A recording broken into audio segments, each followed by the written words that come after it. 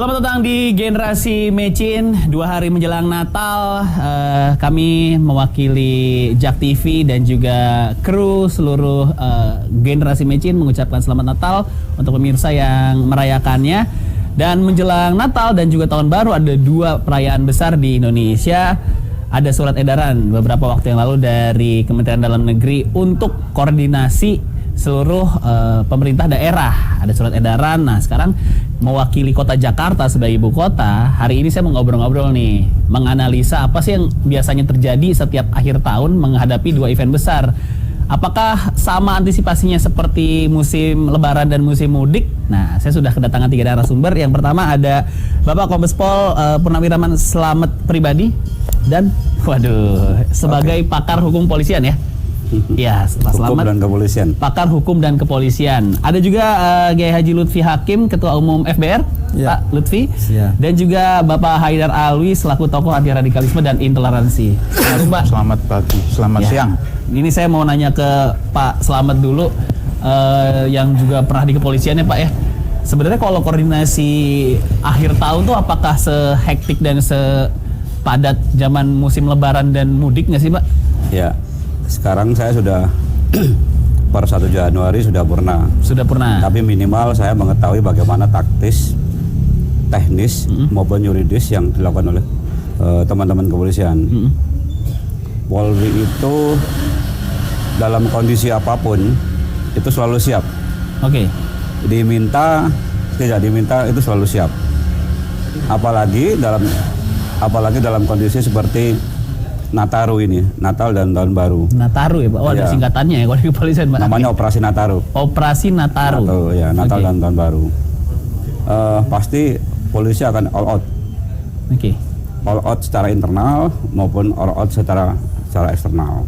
Oke. Internal mungkin mungkin tidak boleh cuti. Tidak boleh cuti? Ya mungkin saya tidak tahu sekarang gimana. Kalau dulu atau dibagi cutinya. Yang operasional bagaimana cutinya, yang bagian pembinaan bagaimana cutinya. Karena apa? Kepolisian itu ketika masyarakat sedang bersenang-senang, artinya sedang liburan, sedang tamasya, hari libur, justru kita yang harus standby. Nah, karena kan di situ ada kerumunan. Ada kerumunan masyarakat, kemudian ada titik kumpul masyarakat di mana polisi sebagai pelaksana fungsi pemerintahan di bidang perlindungan pengayoman masyarakat, kemudian penegakan hukum, kemudian pembinaan keamanan dan ketertiban masyarakat. Justru kita yang harus standby, minimal standby on call, kecuali yang operasional standby full. Nah, itu di kepolisian terjadi. Oke, dan ada koordinasi mungkin dengan organisasi masyarakat? Kalau koordinasi pasti. Koordinasinya? Iya. Keamanan itu hasil riset saya, keamanan itu tidak mungkin dicapai dengan agenda-agenda kepolisian ansih. Ya, harus ditunjang dengan partisipasi. Salah satu ya adalah partisipasi masyarakat. Harus ditunjang juga dengan program-program kementerian lembaga itu yang kondusif. Ketika agenda kepolisian, agenda negara sebenarnya, agenda negara lewat agenda kepolisian ditunjang dengan agenda-agenda kementerian lembaga di sekitarnya yang kondusif, ditambah dengan partisipasi masyarakat, maka keberlangsungan keamanan dan ketertiban masyarakat akan terjadi. Omong kosong kalau polisi merasa mampu mengatasi persoalan keamanan, tidak mungkin berdiri sendiri ya Pak? Iya. Omong kosong ketika ada penjagaan keamanan dan ketertiban masyarakat kalau masyarakat tidak pernah merasa berpartisipasi. Jadi sambung bergayut antara agenda negara lewat kepolisian dengan agenda masyarakat. Harus bersambung, tidak boleh berbeda. Jadi kalau misalnya masyarakat menuntut harus aman, partisipasi masyarakat juga harus menuntut diri sendiri untuk aman. Minimal masyarakat itu bisa menjadi polisi untuk diri sendiri dan lingkungannya dalam lingkup terbatas sesuai dengan kemampuan yang ada. Apakah ada koordinasi mungkin dengan teman-teman dari FBR, Pak Lutfi? Hampir sebagaimana yang dikatakan Pak Slamet, bahwa polisi memang tidak bisa melakukan itu sendiri, dan setiap tahun biasanya FBR salah satu yang diminta untuk ikut membantu mengamankan Natal dan Tahun Baru. Oke. Kalau Natal di beberapa gereja disesuaikan Di dengan, beberapa gereja, Pak. Ya. Oke. disesuaikan dengan tempat di mana lokasi teman-teman FBR ada. Oke. Ada berapa posko sih Pak kalau FBR tersebar di Jakarta? Kita ngomongin Jakarta. Di Jakarta, se-Jakarta itu kurang lebih ada 300. 300 ya. Pos. Oke, ini ada koordinasi dari Natal sampai Tahun Baru di titik-titik keramaian juga dari teman-teman di FBR? Ya, biasanya teman-teman dari kepolisian, dari mulai tingkat Polda sampai ke bawah sampai Polsek, mereka koordinasi untuk saling ini menjaga situasi Kamtipmas agar kondusif. Oke, ini Natal tinggal beberapa hari lagi. Saya juga mau nanya ke Pak Haidar Alwi, sampai per tahun ini soal keamanan ibadah teman-teman kita yang Nasrani, Pak Haidar, masih menghadapi tingkat kewaspadaan yang cukup ya dibandingkan dengan ibadah yang mungkin saya jalani di setiap Lebaran. Teman-teman Nasrani itu setiap masuk tempat ibadah tetap harus melewati pengamanan yang cukup ketat lah, apalagi di beberapa gereja yang besar gitu. Nah, Pak Haidar sendiri menanggapi ini, apakah masih perlu tingkat kewaspadaan itu Pak di tahun 2019 ini Pak? Sekali lagi saya atas nama pribadi maupun organisasi mengucapkan selamat Natal dan Tahun Baru untuk saudara-saudara saya yang beragama Nasrani. Ya. Masalah kewaspadaan, kalau menurut saya Natal tahun ini justru harus semakin waspada. Harus semakin waspada. Semakin waspada. Indikatornya Pak? Indikatornya jelas. Tahun 2018 itu saya pernah menghadiri Kongres Ulama Islam Sedunia. Tahun lalu berarti? Tahun lalu. Oke. Itu tanggal 23 sampai 26 November. Itu 160 lebih negara, termasuk di situ ada Timur segala macam, semua negara, hampir semua negara. Dan yang datang bukan ustadz atau ustazah atau ini bukan, tapi tokoh-tokoh negara. Ada Perdana Menteri, ada Menteri Luar Negeri saat itu.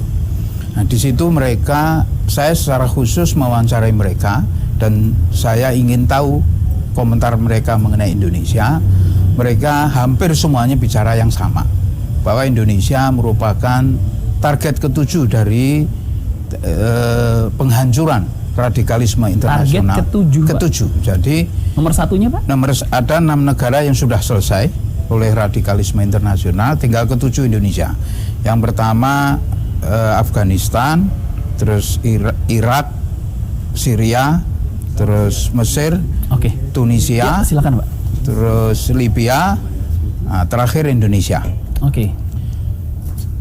Saya boleh cerita sedikit bahwa kenapa sih Indonesia kok dipakai sebagai negara yang ingin dihancurkan secara ini oleh radikalisme internasional, karena memang negara kita ini terlalu seksi untuk didiamin. Terlalu seksi untuk didiamkan. Didiamkan. Oke. Sebentar Pak, sebelum dilanjutkan saya mau nanya menu-minumnya dulu nih, menggoda sekali nih warna-warnanya. Ini minumannya apa nih Pak? Banana smoothies dan strawberry smoothies. Banana smoothie dan strawberry smoothies ya, pisang dan strawberry ya. Oke, nanti ada makanannya juga kan? Makanannya betul ada. Oke, nanti saya tunggu ya. Baik, mari. Siap. Ya, boleh lanjut Pak Haidar. Indonesia negara yang seksi untuk diganggu radikalisme? Ya, jadi gini, saya 2003 pernah mencalonkan sebagai wakil gubernur di Sumatera Selatan saat itu. Jadi kita menghitung kekayaan Sumatera Selatan aja itu luar biasa. Jadi 83% dari kekayaan Sumatera Selatan itu adalah batu bara, yang kalau itu dikonvers menjadi energi. Saya kebetulan juga S1 saya elektro ITB, S2 saya juga elektro ITB. Saya ambil pembangkit di NECTEDI di New York. Kita menghitung itu kira-kira 1572 tahun baru habis 1500 untuk mencukupi listrik Indonesia. Itu hanya Sumatera Selatan. Kita bicara batu bara aja. Saya ingin mengandaikan gini, ada percobaan fisika di SMA itu, ada benda bulat diputer selama setengah jam. Setelah diputer diletakkan glitter acak. Setelah itu kita lihat, putar lagi setengah jam, kita lihat glitter itu nempel di poros-poros lingkaran itu. Oke. Dunia ini sudah tercipta kira-kira 3 miliar tahun yang lalu, sudah berputar 3 miliar tahun.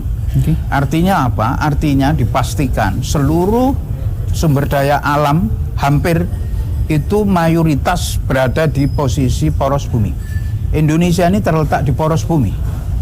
Jadi kita bicara macam-macam sumber daya alam itu Kaya di sekali Indonesia pasti banyak. Oke. Nah, kita sama-sama melihat kenapa Syria hancur, Irak hancur. Minyaknya siapa yang nerima? Mereka jual murah. Itu ISIS itu jual murah minyak. Syria sama Irak itu yang terima negara-negara penyebab dari atau negara-negara yang menyebabkan timbulnya radikalisme. Eropa, Amerika dan lain sebagainya, Saudi, Israel, Zionis. Nah, mereka ini kalau mau masuk ke Indonesia nggak mungkin. Dengan tentara, bala tentara nggak bisa lagi. Kalau dulu masih bisa. Sekarang ini polanya seperti radikalisme. Irak jadi di belakang radikalisme itu ada isu ekonomi berarti? Oh jelas, radikalisme tidak akan timbul tanpa isu ekonomi. Artinya maksud saya, yang namanya radikalisme itu di mana-mana ada dan bukan hanya Islam. Indonesia kebetulan yang dipakai karena mayoritas Islam. Dan ulama dunia saat itu berpesan kepada saya, kita semua sayang sama Indonesia. Dan Indonesia jelas, tegas dipaksa untuk dihancurkan melalui radikalisme. Oke, kita tahan dulu Pak sampai situ Pak. Ada makanan juga yang mau masuk abis ini. Menarik, abis ini saya juga mau nanya ke Pak Slamet. Ternyata isu radikalisme ini bukan isu teologis, justru ada isu ekonomi di sana. Ya, mungkin ya abis ini saya juga mau nanya menghadapi akhir tahun ini juga. Saya pendapat dengan beliau. Betul, dan apakah ini juga sampai di masyarakat, isu ini sampai di teman-teman FBR, bukan sekedar isu teologis soal gesekan radikalisme ini. Kita tunggu makanan juga dari Sotis Hotel Kemang ya. Jangan kemana-mana, tetap di Generasi Mecin.